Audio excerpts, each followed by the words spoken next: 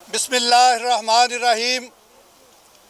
अजीज़ साथियों, आज Pakistan federal union of journalist की कॉल पर Rawalpindi Islamabad union of journalist के ज़ेर एहतमाम इस काले कानून के ख़िलाफ़ इस एहतजाज में शरीक होने वालों का शुक्रिया अदा करता हूँ। सिविल सोसाइटी से वकला और दीगर लोग जो आज इस एहतजाजी मुजाहरे में शरीक हुए हैं, उनका शुक्रिया अदा करते हैं।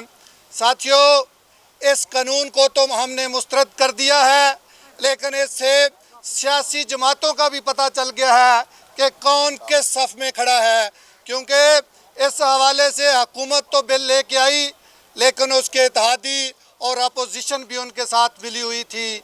क्योंकि इस हवाले से जब बात की गई तो अपोजिशन वाले कहते हैं कि आप लोगों की तो कोई तजावीज़ नहीं है, इत्तेहादी कहते हैं कि आप लोगों की कोई तजावीज़ ही नहीं है। हालांकि हमारे साथ कोई मसवदा शेयर नहीं किया गया। अगर कोई मसवदा होता तो उस पर हम अपनी तजावीज़ देते।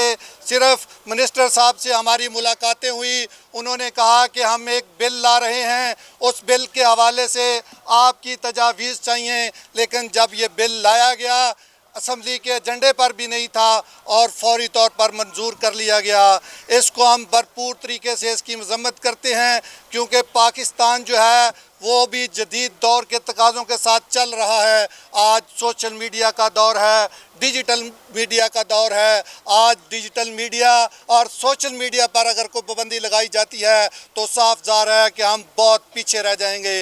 इसलिए आज के दौर में, क्योंकि प्रिंट मीडिया क्राइसिस का शिकार है और हमारे हज़ारों साथी जो हैं वो बेरोज़गार हो गए हैं और वो डिजिटल मीडिया का इस्तेमाल कर रहे हैं।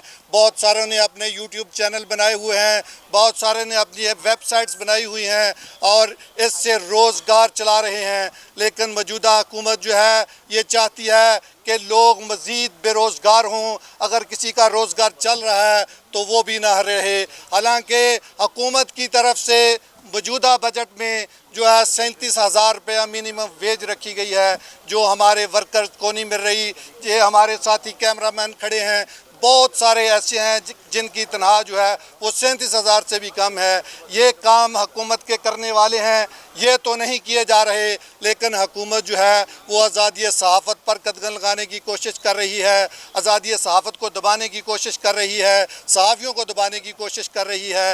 लेकिन हम इनको बता देना चाहते हैं कि जब PTI का दौर था, उस दौर में भी Pakistan media development authority bill लाने की कोशिश की गई थी। उस हवाले से भी पूरे पाकिस्तान के सहाफ़ी इकट्ठे हुए और भरपूर तरीके से एहतजाज किया और हमारा पार्लियामेंट के बाहर 24 घंटे का धरना था।